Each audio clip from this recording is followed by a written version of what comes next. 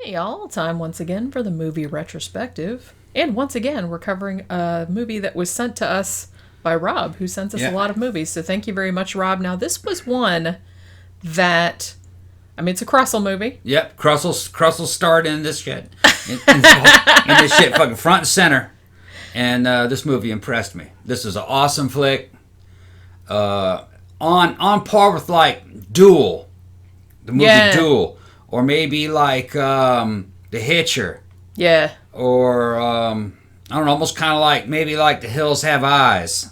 Gave me a little bit of The Vanishing vibe, too. Yeah. Or Sporlos, if you want to go by Yeah, about a guy and his wife. He's from Boston. They're going out. They're trying to get to California. They got to go across the desert, and they run into a damn pack of wild men. It's like a trucker and a bunch of dudes from a town that are helping him, and they're just... killing people and taking their shit, and it's a whole professional operation. And Crussell has to rescue his wife, and so it's just a good flick. Constant action, not a single boring part in the movie, and you're just frustrated because this guy's helpless all the time, you know. But he's trying to get her back. They took his wife. Yeah. Pretty neat. It's called, this came out in 1997. It's called Breakdown, in case we didn't say. And it's really strange because when this came out, I don't remember when this came out, even though I was going to the movies a lot during late this 90s time period. Yeah. But I don't really remember this coming out. But apparently it was like a really, really big hit. Not only did it make like a lot of money, like it debuted first at the box office, but it also like 80-90% of the reviews were overwhelmingly positive. Like it got really, really good reviews. Roger Ebert gave it a really good review. Like it got pretty much all good reviews. But I never heard about it. This is like a forgotten masterpiece. Yeah, and it's really weird. It's like, so when we were watching it, I was like, I think I might have seen this, like maybe on cable, or maybe somebody loaned it to me or something like that, because some of the scenes looked really familiar, but I don't know. So I don't know if I actually saw it and just forgot about it, or if I was like confusing it with another movie, or I don't know. But so it was like a really weird experience, like seeing it. And the weird thing about it is that even though it was a big hit in 97, it's like, I feel like people have completely forgotten about it nowadays, and it's awesome. Yeah, really good movie. It's so good. Yeah. It's like one of the like most tense fucking movies like you will ever sit through. It's like nail biting. Yeah, the action's good, the acting is good, the story's good. Crussell's great in it. There's even like a couple little car chase type scenes where it's like on par with like maybe Mad Max 1 or 2. You know? Yeah, it's like all practical effects, like car crashes and like all kind of crazy shit. Yeah, pretty neat. And like all the stunt work is amazing. Can't go wrong with this one. Yeah. Highly recommend it. And so it was directed by Jonathan Mostow, or Mostow? I'm not sure how you pronounce it. This was his first movie, amazingly. But sadly, it seems like he didn't really... as awesome as this movie is, it's like the movies that he did after this were just like not as good. It's like he did... he hit his peak. He did U-571, which was like that submarine movie, which I remember being okay. That's all right, yeah. He did Terminator 3, Rise of the Machines. That was okay. So it seemed like he just peaked early, and then like it's kind of a shame that happened. But I also wanted to say, too, that the same guy that did the score for Conan the Barbarian also did the score for this movie. Okay. Basil Polidoris. Yeah. Yeah. That Conan fucking soundtrack is awesome. The soundtrack to this is good, but it's nowhere near as epic as Conan. Yeah, well, it's a different type of movie. It's a, you know what I mean? Yeah. I mean, that was a fantasy movie. You can get away with a lot more da-da-da. It's like, with this, this had, kind of a really compelling, like, action movie type of score. Yeah. So, yeah, I like this because, this is obviously much later than, Kurt Russell playing, like, Snake Plissken and those type of, like, action movie characters. Yeah. In this one, he's kind of playing... playing a wussy, actually. Yeah, or just like a regular dude who's not like a fucking action star. And he's a little bit of a yuppie. Yeah. Like they kind of, it's like he's got like the, the Izod shirt or whatever. Like, he starts off as a puss, but he mans up. Yeah, like in his expensive car. He has to save his wife. Yeah. Also, the wife is played by Kathleen Quinlan, who I knew her from Twilight Zone, the movie. She played like the teacher in the Anthony sending people into the cornfield thing. Yeah. And I think she was also in I Never Promised You a Rose Garden, which was a good movie too.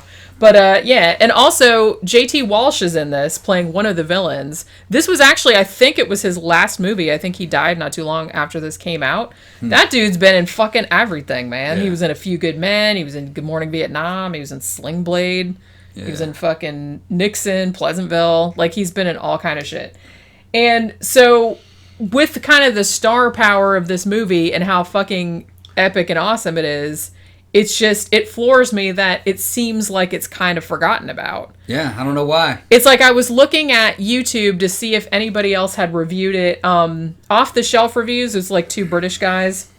And they usually do like a really long, I think they did like a 45-minute, review of this movie because they really dug it.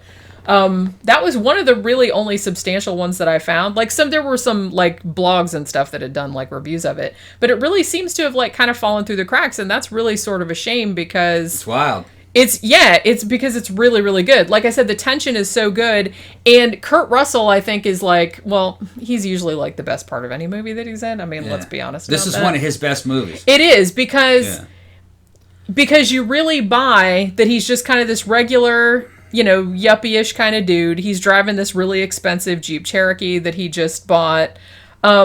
They don't go a lot into, basically what the setup is that they're moving from Boston and they've got new jobs in San Diego, California. There is an implication that there might be some kind of financial difficulty, which hence why they're moving, or that there might be some tension between the two of them, like between the couple. But they don't really like go into it. It's all just really subtle and like really, and which I think is really good because, they don't like smack you over the head with like, oh, they're having financial problems or, oh, this, that, and the other thing. It's just, they don't spend a lot of time on that. The movie is not dialogue heavy. It's really not. And that's its strength. Yeah. It's just real common sense, no nonsense. One thing happens after another and dude has to deal with it.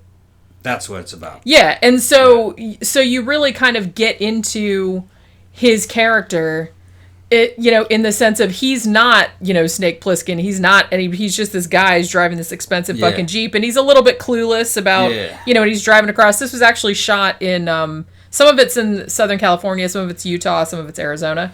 So they're driving across, and there's like fucking nothing around. And this is 1997. Like, he has like one of those old like bulky cell phones, but of course, it doesn't really work, and it's like out in the middle of the fucking desert. And the great thing about this too is that it almost has a little bit of a Twilight Zone type of thing, at least at first, because with the whole setup, like the first thing that happens, they're just driving along the road and he's like kind of distracted. He's like looking for something in the back seat or some shit like that. And then some redneck in like a beat up old truck, like kind of pulls out in front of him and he almost hits him, but he doesn't hit him. And then like later on at a gas station, like that same guy is there and he's like super hostile and everything. Yeah, fucking with him. Yeah, and he's like fucking with him and shit. And, talking about how nice his truck is and all this other kind of crap, which is like brand new and stuff. Right. So then like further down the road, inexplicably, the car breaks down. And they see, it's great because like they see the redneck in the truck go past, and then he goes way down there, and then he's like starts to turn around, and they're like, oh shit, now he's gonna come back and like fuck with us now because he was so mad before. And then JT Walsh comes along in his big old semi and seems very helpful. Yeah, don't spoil it though. I'm just saying, it's like, don't spoil it. But then this whole thing happens. Why it reminds me a little bit of The Vanishing is because, at the beginning of The Vanishing, if you've never seen it, where it's a guy and his girlfriend like on a road trip, they stop at a gas station, she goes to the gas station bathroom, and then she disappears. And like, so the whole rest of the movie is like him trying to find out where she went, and then it's like years and years, and he never does. And at the end, I'm not going to spoil the end, but they let you know where she ended up. With this one, he basically runs into a band of fucking desert bandits. Is essentially what and it's like this little town that you don't, That's the creepy thing, and that's what I mean is where it kind of comes off like the Twilight Zone a little bit, or like Duel or something like that, because you feel like it's a whole town, but you don't know. and you don't know. Like, you don't know who to trust, and it's like, some of the people, maybe they can be trusted, maybe not. You're not really sure. It's like you're not sure who's in on it and who's not in on it. And so it's like, it's just this really, really good, like, tense kind of, and you can, like, feel, like, Kurt Russell's character, I see his name's Jeff, I think Jeff Taylor, and, such a really milquetoast kind of name, and, for a Kurt Russell character. Yeah, so it's like, so you can just feel his frustration because everywhere he goes, it's like, is this person in on it too? And it's like, he just doesn't know what happens and like happened, and everyone is like stonewalling him. And it's just like this, his just frustration, it just gets bigger and bigger and bigger. And then he just has to like figure out, he's been thrust into this situation where he has no idea. He's never had to experience anything like this. So he just has to kind of. This is like two people that just got kicked out of Wellesley, Massachusetts. They're like from Wellesley, and they have to fucking deal with these. It's Arizona. I think it was Arizona. I think it was Arizona where they. Well, like I said, they shot it in Arizona, Utah, California, but I think it was supposed to be Arizona. Yeah, I remember the plates. I think the plates were were license plates were Arizona. So he's in the middle of Arizona with these people that are fucking hostile, and he's trying to figure out how to deal with it. It's just a good flick. Yeah, and there's like nothing he do, and like I said, there's just tension just mounts and mounts and mounts, and like it gets more and more complex. Like they're on a totally different planet from this guy. Yeah, like who all is in on it and shit. And then I have to say, I'm not going to spoil like the very last shot or like the what happens at the very, very, very end. Yeah. But, I've seen like a couple of people say, they didn't really need to do that because that was like a little too much and everything like that. I fucking loved it. I thought it was great. Like, I was like, yeah, right. You know what I mean? It was in a way kind of a stereotypical ending. It was, yeah. For the late 90s, but it was a really good one. That's what the audience wanted. Yeah. That's what the audience of the late 90s wanted. That's what they gave them. And I didn't really think that it was over the top or not believable or anything like that. Kind of reminded me of, like I said, Duel, or maybe like The Car. The demonic car kind of reminded me of movie. It took place a lot in the desert. Yeah. A lot of driving, and a lot of survival. It was like an action adventure survival movie. And to me, it seemed it was just as suspenseful as Duel, I thought. Yeah. And like I said, it had a lot of the Hitcher in it as well. Yeah. Just in the sense of the villains, and you weren't really sure who was the villains or who was like all in on this shit. And you know what I mean? And some of them were really menacing, and some of them not so much. And you a little bit really like the Hills Have Eyes, the original Hills Have Eyes. Yeah, they weren't fucking inbred fucking. Yeah, they were wild just men, like kind of regular. They were just regular people, but they were wild too. They were kind of like bandits or pirates. Yeah, and particularly pirates. J.T. Walsh's character, I think like he was like the best one in it. I think like other than Kurt Russell, because he was like a very complex kind of character, and he was just like such a great actor, and it's a shame that he like fucking died right after this came out, because he didn't really seem all that old in this movie. That's the main bad guy? Yeah, he was good in it. The trucker. Yeah, so it's like I said, it was like a really interesting, like a very nuanced. Had a kind of a Wild West feel to the movie too. That as well. But yeah, it's just really, really, really good, and it's just a shame that I really appreciate Rob sending it to us, because I probably never would have sought it out on my own, because it's like I saw so many movies in the 90s. I very well might have seen it and just forgotten about it for whatever reason. It's almost kind of like a Cowboys and Indian movies where you got greenhorns falling into the hands of wild Apaches.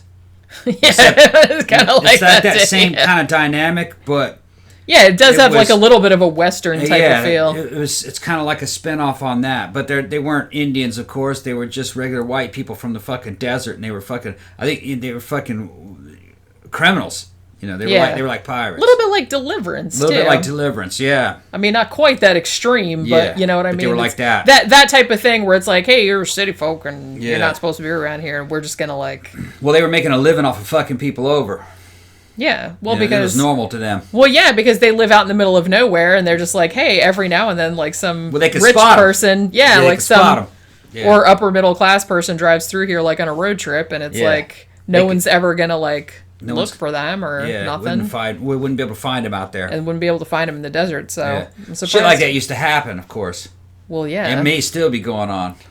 Yeah, I'm sure it's probably less nowadays, but... It's kind of based on the old ideas of those old inns, where people would check into an inn and they would never check out. On the ones on those roads. Like a roach motel. Yeah. Yeah, I know. Yeah, and then they would just erase the fucking ledger or have them sign in on a bad ledger. Ooh, we never saw and then them. never saw them, yeah. And they then they got find eaten out by later. coyotes or something. Yeah, and then investigations with this had all happened, back in the 1800s and stuff. Then they'd find out, 100 people came up missing through this hotel. Yeah. Weird. That's This fucking ends. creepy. Yeah. Well, and like even up through like the 70s and 80s and shit like Stuff that. like that was happening, yeah. And probably more the 60s and 70s because people were like hitchhiking out to California. Yeah. Man, they find bodies in the desert all the time. Yeah. And a lot of them are like not They identified. don't know who it is. Because they don't know who it was just somebody that took off. It's Yeah. like, hey, I'm going to San Francisco. Like, because they're a hippie or something like They that. had And that they never serial fucking find them. They had that serial killer that photographer serial killer taking models out there to do photo shoots and fucking killing them. Yeah. Remember that dude? That's what I mean. So Yeah. don't ever get in a car with anybody. So that was ever. a situation kind of like that. Yeah. So it's like, it's scary because it could totally happen. Yeah. Like, even nowadays. Yeah. Because even in 1997, he had a cell phone, but it still didn't fucking Didn't work out there, yeah. You know what I mean? But he rose to the challenge. You could get around cell phones. Yeah. We're using ruses and guns. You could get around cell phones today. Well, I'm sure stuff like that still happens. Oh, I'm sure it does. Just probably not the scale that it used to, but... That reminded me, when you were talking about the inns back in the old days, that reminded me of this, like, really scary story that I read. It was in one of those Alfred Hitchcock Presents, anthologies. I think it was called The Curious Adventure of Mr. Bond. Didn't have anything to do with James Bond. It was, like, older than that, I think. But it was just, like, this guy... And he was going, like, traveling to, like, a series of 3 inns, and they all had these really, really weird names. Mm-hmm. And, like, the head of the traveler, the rest of the traveler, and stuff like that. And it's, like, it's long. It's like a novella. And as the story goes on, you figure out, like, what the relationship is between, like, these 3 inns and, like, what they do with the people that stay there and stuff like that. Yeah. It's pretty fucking gross. Well, they had inns even in England and stuff where they were involved in the illegal body trade. Remember that? Yeah. Killing people and then selling the bodies to the doctors. I mean, that though, it's like, I kind of get, I'm not condoning it, but I'm saying that if you want people to be doctors, but then you have it be the law that you're not allowed to cut bodies up, Yeah. then of course you're going to get a black market in that shit, Right. because I don't want some doctor cutting on me that's Yeah. never cut on a real body before. He's like, Yeah. well, I'm just winging it. I've just seen the drawings. You know what I Yeah. mean? Maybe We're getting very sidetracked off this movie, though. Anyway, I recommend the movie. I think the movie is a forgotten classic. It's a masterpiece. Should have been up there with, like, Duel. Yeah, it's like, so And, hopefully, like, now that we're putting a fucking review of this up here, Maybe it's some like, people will remember it. we'll remember it and shit. Yeah. It might be, I think I saw that it was on Tubi. Yeah, not available on Blu-ray, and I don't think they have a very good DVD transfers. I think Rob sent us the best DVD transfer, And it doesn't have extras on it. It's not no extras on it. It's not quite the right ratio for a modern television, but Yeah, for modern because smart it TV. was filmed in like that weird, I can't remember what Yeah. the fucking aspect ratio So is. this movie really needs a re-release. It needs a Blu-ray edition. It really to come out. does, and it's like they need to like fucking go interview Yeah. Crussell and go interview like Yeah. some of the other people that And were in it. And they don't make movies like this anymore. I mean, I think the audiences are hungry for movies like this now. Because this is just like a good, like I said, it's a good pure adventure tension movie. filled, but Yeah. it's not over the top. It's No. not like an action movie like Fast and the Furious where like just No. ridiculous shit No, is it's happening. ridiculous. This is realistic. Yeah, this is like a Pretty realistic. yeah. Yeah, there's some stuff that it's like, oh, I'm not really sure about that. But it's like, it's not like It's supernatural or superheroes or Yeah. doing anything like that. It's like fairly realistic Yeah. situation. So, if you're into movies like that, I should note that Time Out London, that magazine, they polled a bunch of film critics and directors and actors and stuff, and stunt people, and they were asking them like what their favorite action movies were. This was back in 2014, and Breakdown got in the top 100. So Yeah. some people remember it, obviously. Right. But yeah, the stunt work on this is fucking great. I don't know if Kressel did a lot of his own stunts. It looked like he did. I'm not sure. Hanging from the side. Like hanging from like underneath a fucking there was something semi and there. shit like that. Oh yeah, it wasn't fake. But yeah, so definitely check this out. Breakdown from 1997. Really kind of a lost classic. Yep. And I just had a fucking blast watching this. I was just on the edge of my seat the whole fucking time. Yeah, and it's like I totally wouldn't mind watching it a second time. So it might be on Tubi. Correct me if I'm wrong. So if you want to watch it for free, you can go on there and just watch it with a commercial or something like that. You could probably stream it. Yeah, I'm sure you can find it somewhere. So yeah, definitely check it out.